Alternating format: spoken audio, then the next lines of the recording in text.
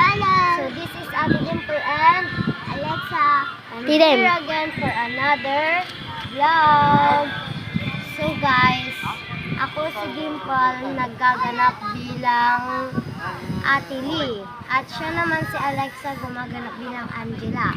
So ipapakilala ko pa sa inyo yung mga ibang cast.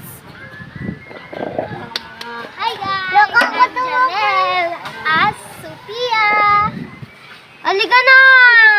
Ang ganda ng Arlene! Upi! Ako naman po si Arlene! Gumaganap bilang Megan. So guys, wala na yung mga iba. Inaantay na lang namin sila guys. So wait na lang natin sila guys.